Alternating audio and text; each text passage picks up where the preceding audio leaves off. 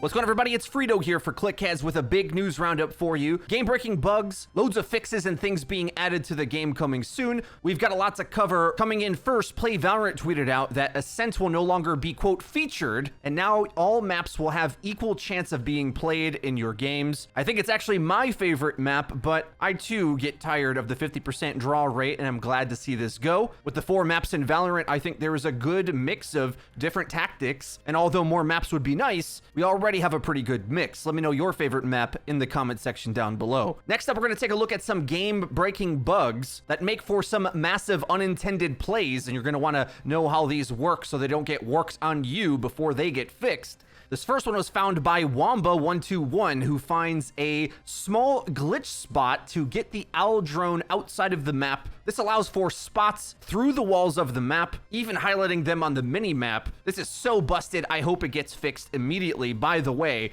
a similar wall hack bug was announced to be on the docket to be fixed in the next upcoming patch by Morello. We'll have more news from him later on in the video. But another massive bug that allows you to wallbang through any surface, even ones you're not supposed to be able to at all, if you hit the enemy in the hand. This is so weird that this works out this way, and you're going to find this quite difficult to reproduce, I think. But note that any surface, even ones that give you this spark to indicate that you're not wallbanging effectively, you can wallbang if the hit scan goes onto the enemy's hand. Note as well, a normal wallbang is shown as successful when it's a black hole, and the sparks are supposed to indicate you can't shoot through them, but with this glitch you can. Hopefully the devs get this fixed in the next patch as well. Getting the game integrity shored up was one of the reasons why the competitive or rated mode was delayed at launch, so I hope they get these bugs fixed before that. But if you are curious for when the competitive mode is expected to be released, the Valorant blog post for the launch patch did explain their intended window to release competitive mode, and they said their plan was to turn on competitive a few patches into our launch. And since we haven't seen a patch yet, perhaps one will be coming tomorrow, 1 week after the launch, and judging by Riot's patch schedule with League of Legends being every couple weeks, it may be a few more weeks until competitive mode is ready to come into the game, and the sooner the better with that. This next story is geared towards the cosmetic rewards, or rather we should say the lack of them.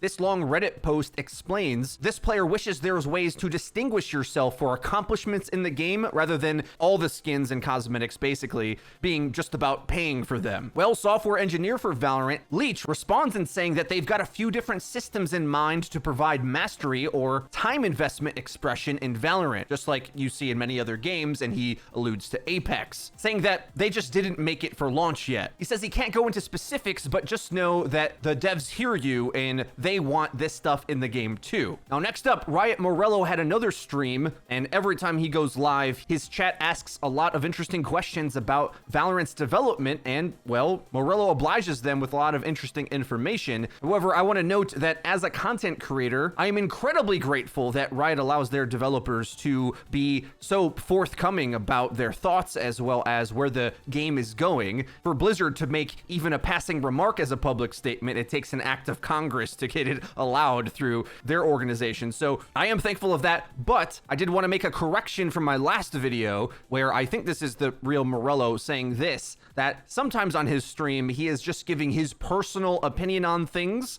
and it's not always exactly where Riot wants to go or the whole team itself developing Valorant. So that's definitely something that we'll try to respect when covering the discussion on the development of the game moving forward. That being said, though, we're going to go into a lightning round on all the things that we found Morello talked about when it comes to Valorant. As far as agent balance goes, we have mentioned that there are going to be some buffs soon for the likes of Viper. Those are just ones that were intended to come to launch but weren't ready. The reasoning behind them came from data from the closed beta. Now it seems like we're going to wait 2 weeks more or less to gain enough data on the changes to the agents before they make further changes. For example, some players want Jett to be buffed, and Morello says that he thinks the agent is quite strong. This is something that I agree with him on. For example, 7 seconds of cloudburst is like a mini brimstone smoke, okay? It being filled makes it way more dominant than you think, not to mention her mobility was always insane. Being able to dodge ultimates, get you new angles. Jett being played well is a meta component as far as I'm concerned personally anyway. But we have a couple weeks before characters that were just changed would be changed again, I believe, is safe to say. Quick fixes. Morello is going to push for an accept button for when a queue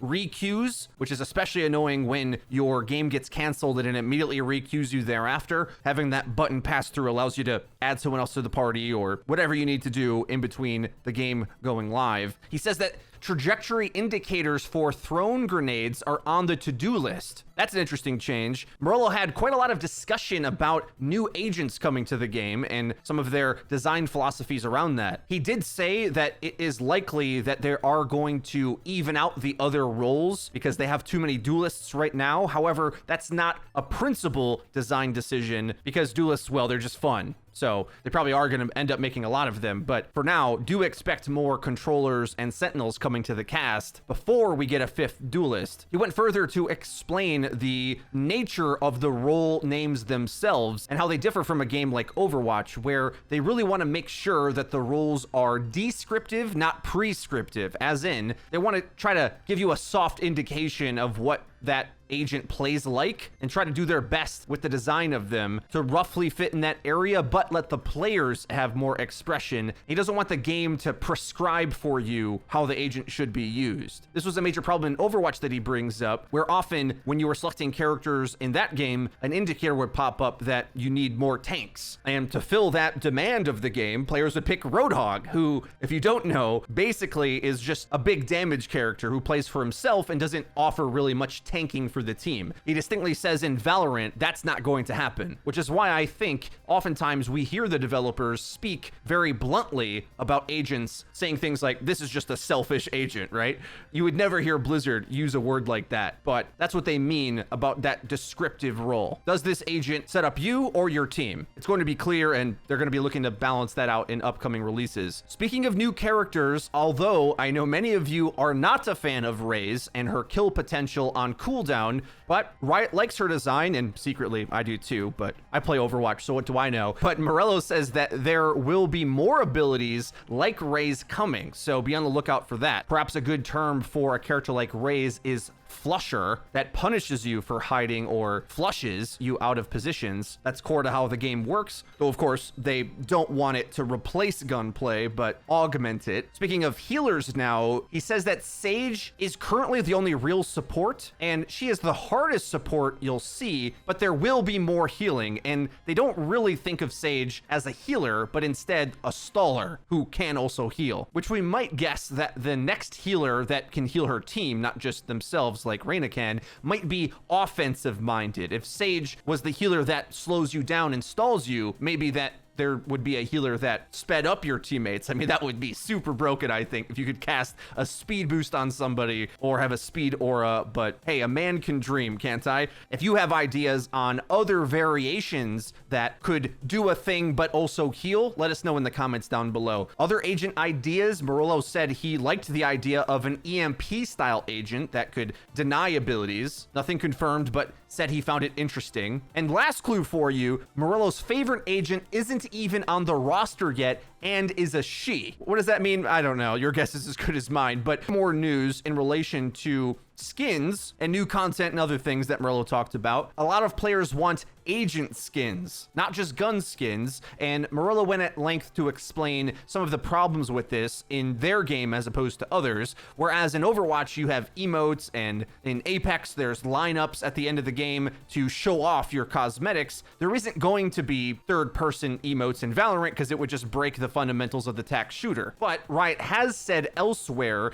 that agent skins are on their radar, but Morello goes to explain that they would want to do it in a way where the skins can be incorporated into the competitive game, as in they don't want to have to disable the skins because that kind of defeats the purpose. Because they don't have lineups or plays of the game or things like that to really emphasize how cool you look, the only way you really see it is when you're playing, so don't expect an option to be able to disable enemy skins anytime soon. And also, it seems like their goal would be to have agents have their unique skins in competitive tournaments as well. Morello gets asked about map choice, whereas in ranked CSGO, you can select whatever map you want to try to queue for, even if it is just playing the same one forever. And although this isn't Morello's area of expertise, it's more on Volcano, he does know about why a map selection isn't going to be coming to Valorant. They don't want you to just specialize on one map. Valorant's skill is about being flexible. You need to be able to win across multiple maps. And when you allow the players to pick whatever maps you want, it really lowers the map pool, where certain maps just sort of don't get played, or you get super long queue times to try to play them. And as well, they don't have enough maps currently with only 4 in the pool. However, I would say,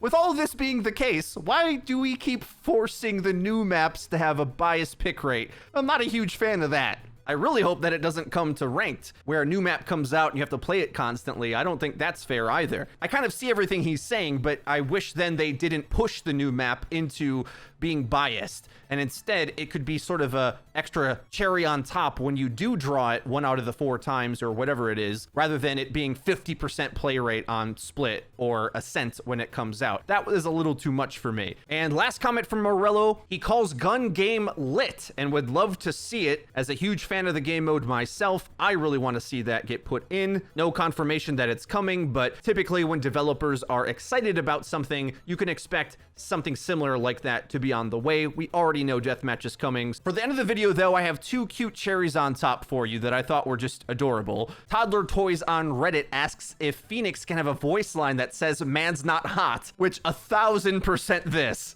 "Man's not hot" is possibly one of the greatest memes to ever surface on the internet. Quite the hilarious banger, and I really hope this becomes a thing. And as well, for your moment of zen, Shannon Williams, who is the voice actor of Jett, was on her own personal live stream doing some of Jett's voice lines, and it's kind of surreal to see almost the character in real life form. Hey Phoenix, if I die, Viking funeral, all the way. Don't mess up that pretty face, Phoenix. Yo, Brimstone, you know the drill. Show me where to go. I know your tricks, win girl. You're not faster than me. Cypher, just tell me where they are.